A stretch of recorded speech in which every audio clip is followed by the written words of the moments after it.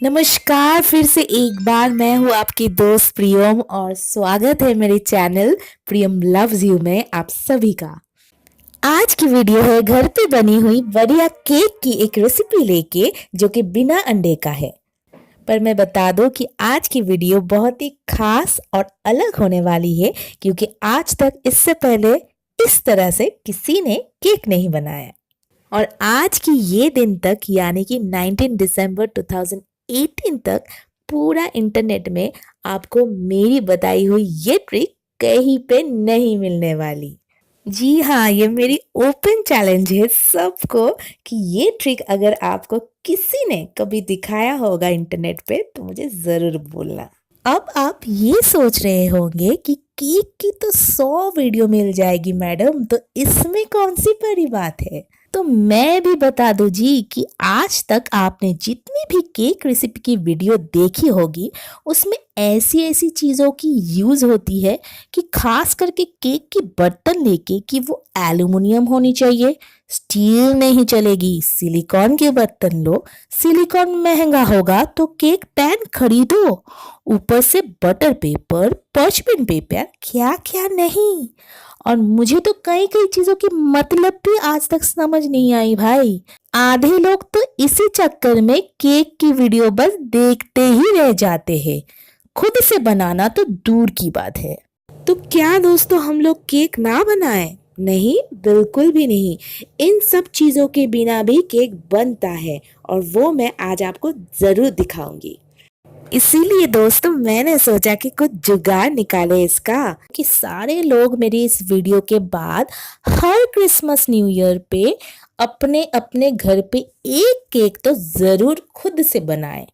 बस मैंने स्टार्ट कर दिया सोचना और मुझे ये आइडिया आया कि क्यों ना टिफिन बॉक्स में, जी हाँ, यानी कि खाने के डब्बे में केक बनाए और वो भी स्टील के डब्बे में, क्योंकि लगभग सभी के घर में ये मौजूद होती है।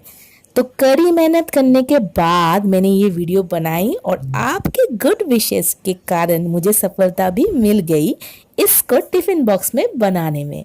तो प्लीज़ दोस्तों मुझे सबसे रिक्वेस्ट है कि मेरी ये वीडियो ज़रूर शेयर करना, लाइक करना।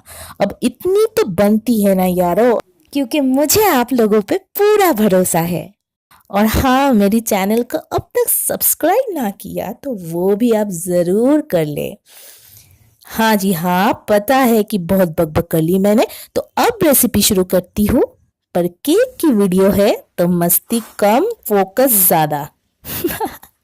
वीडियो लंबी होने वाली है, पूरा देखना, डरना मत, बहुत इजी है। तो पहले इस तरीके की एक गहरी वाली बर्तन या मिक्सिंग बोल ले ले और उसमें 50 ग्राम के आसपास बटर ले ले और उसी में ही रिफाइंड ऑयल ले ले, लगभग आधा कटोरी। इस बोल को अब गर्म पानी के ऊपर रख के या फिर जिनके पास माइक्रो ओवन है वो माइक्रो ओवन में मेल्ट कर ले। इसके बाद आधी कटोरी दही ले ले और उसमें थोड़ी सी पानी डाल के उसकी एक छाछ जैसी बना के साइड में रख ले। अब तेल और बटर में पहले हम चीनी को डाल के अच्छे से मिक्स कर लेंगे। चीनी पिसी होनी चाहिए और चीनी कितना होगा ये नापेंगे कैसे, तो मैं बताऊं, जितनी की मैदा आप लोगे उतनी ही चीनी आप लो। जैसे कि मैं यहाँ 1 कप मैदे का केक बना रही हूँ तो पहले मैंने 1 कप चीनी नाप लिया, उसके बाद ही उसको पीसा है।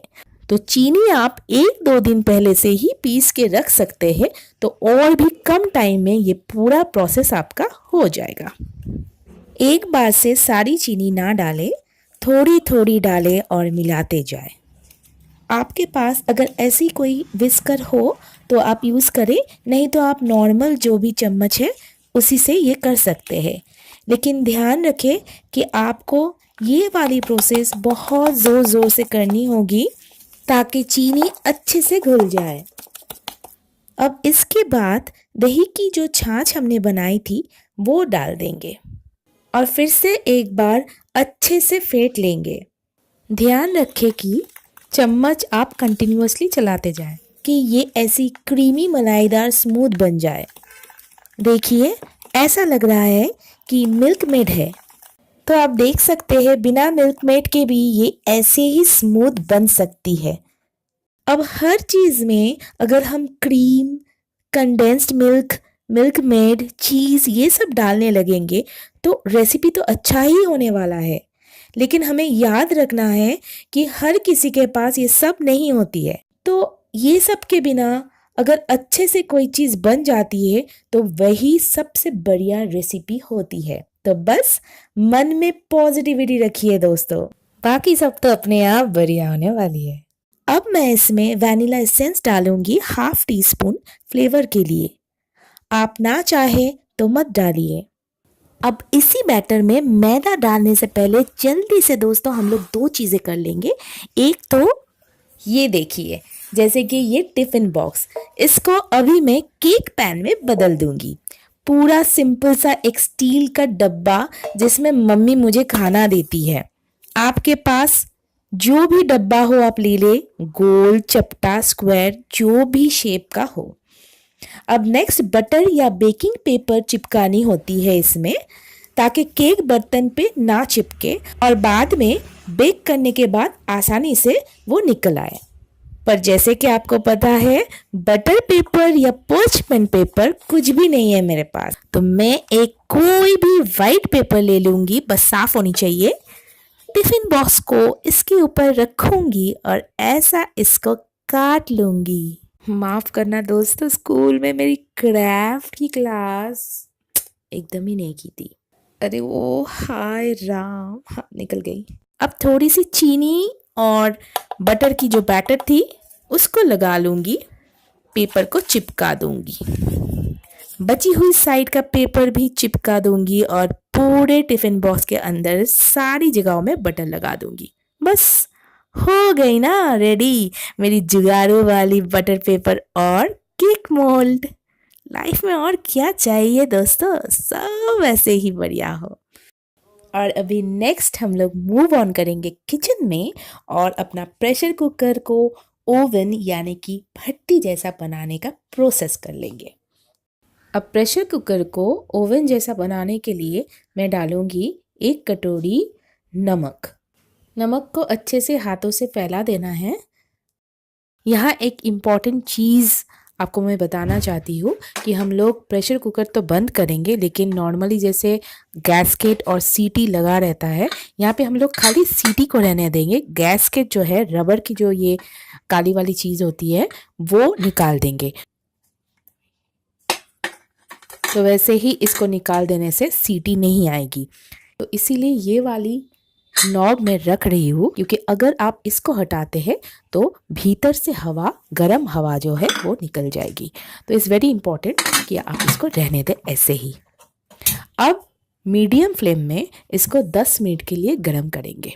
तब तक हम लोग फाइनली हमारे बैटर को ख़त्म करेंगे मैदे के मिक्सचर डाल के। इसको करने के लिए आप छन्नी की मदद ले लीजिए। मेरे पास छोटा वाला छन्नी था तो मैंने यही ले लिया है। आपके पास इससे थोड़ा बड़ा होगा तो जल्दी हो जाएगा काम। मैदा 1 कप है, लेकिन इसे एक बार में ना डालें। अब छन्नी के अंदर ही हम लोग 1 छोटा चम्मच बेकिंग पाउडर डालेंगे और 1/4 छोटा चम्मच खाने का सोडा। अब मैदे के साथ इसको भी मिला लें और छान दें। बेकिंग पाउडर, सोडा और दही ये सब केक को सॉफ्ट, स्पॉन्जी और फुलाने में मदद करेगी। पर इस बार की बैटर बहुत ही हल्के हाथों से हमें मिक्स करनी है। ध्यान से करनी है, नहीं तो पूरा मेहनत बेकार हो जाएगी दोस्तों। थोड़ा थोड़ा छानने मैदे को और हल्के हाथों से मिलाते जाइए। मेरे हाथों की मूवमेंट आप फॉलो करें। एक बार क्लॉकवाइज, एक बार एंटी क्लॉकवाइज और बीच में से एक कट। ऐसे करके आप करेंगे तो ये प्यार से मिक्स भी हो जाएगी और 6 से 7 मिनट में आपकी ये बैटर रेडी हो जाएगी। आपके पास अगर स्पैटुला हो तो अच्छा है, नहीं तो आप ऐसे फ्लैट कोई भी चम्मच ले लें और बहुत ही प्यार से, बहुत ही हल्के हाथों से इसको मिलाएं। दोस्तों मैं बार बार आपको यही समझाने की कोशिश कर रही हूँ कि ये प्रोसेस आप बिल्कुल लास्ट में करें, क्योंकि बैटर एकदम तैयार होने के बाद हम लोग बिल्कुल वेट नहीं कर सकते हैं। इसको तुरंत हमें कुकर में रख देना है। वेट बिल्कुल नहीं कर सकते हैं। दोस्तों लगभग 9 मिनट हो चुके हैं और मुझे ये प्रोसेस करने में पूरा 9 मिनट लग गया है। तो हो सकता है कि कम ज़्यादा आपको लग जाए टाइम, लेकिन ये कंसिस्टेंसी जो होनी चाहिए ये ऐसी, एकदम रिबन जैसी स्मूथ भी नहीं होनी चाहिए, ये ऐसे होनी चाहिए। रिबन जैसे स्मूथ बनेगी तो ये फूलेगा नहीं और केक टूट भी सकता है। दोस्तों ये अब बिल्कुल रेडी है। तो ये मिक्सचर अब जाएगी हमारी टिफ़िन बॉक्स यानी कि स्टील के खाने के डब्बे में, जो पहले से हमने तैयार करके रखा था। मिक्सचर डालने के बाद टिफ़िन बॉक्स को 2-3 बार ऐसे पटक दे ताकि कोई बबल्स ना रहे इसमें। वैसे संभाल के धीरे से पटकना, हाँ। और फिर ये टिफ़िन बॉक्स जाएगी पहले से गर्म की हुई प्रेशर कुकर में। लेकिन क्योंकि प्रेशर कुकर की हाइट थोड़ी लंबी है तो मैं ये स्टैंड पहले लगा दूंगी बहुत ध्यान से, क्योंकि बहुत ही गर्म है। अब एक चिमटे या फिर सारसी की मदद से आप टिफ़िन बॉक्स को सावधानी से रख दें और प्रेशर कुकर को जैसे पहले था बिना गैस पे की, लेकिन नॉब दे के इसको बंद कर दें। तो अब इम्पोर्टेंट है इसको पकाने का टाइम। तो पहले 10 मिनट के लिए हम इसको मीडियम फ्लेम में रखेंगे और फिर फ्लेम एकदम से लो कर देंगे और करीब 25 से 30 मिनट तक इसको लो फ्लेम में ही रखना है। इसके बाद आप गैस ऑफ कर देंगे, लेकिन कुकर को बिल्कुल ही खोलेंगे नहीं और 10 से 15 मिनट ऐसे ही रख देंगे ताकि ये भीतर भीतर पकता रहे। इसको दोस्तों रेस्टिंग टाइम बोलते हैं। पर क्योंकि मुझे आपको ये एक बार दिखानी है तो मैं खोल के देख लेती हूँ। वैसे मैं बता दूँ, इसको बार बार खोलना नहीं चाहिए, नहीं तो ये भीतर से कच्चा रह जा सकता है। ओह वाओ, ये देखिए ये फूल रही है, पर अभी टाइम है और कलर भी अभी आना बाकी है। दोस्तों जैसे कि मैंने कहा था गैस ऑफ करने के बाद मैंने 10 से 15 मिनट इसको रेस्टिंग टाइम दिया था। अब चेक कर लेंगे। ये देखिए टूथपिक एकदम साफ निकल आया है, इसका मतलब हमारा बेकिंग कंप्लीट है। ये अंदर से भी पूरा पक चुका है। तो अब इसको हम लोग डीमोल्ड कर लेंगे। ओहो, काफ़ी सॉफ्ट है और गर्म भी। तो इस तरह से पहले किनारों से इसको थोड़ा हल्का कर लेंगे और फिर डब्बे को उलट देंगे। ओहो, ये काफ़ी गर्म है अभी तक।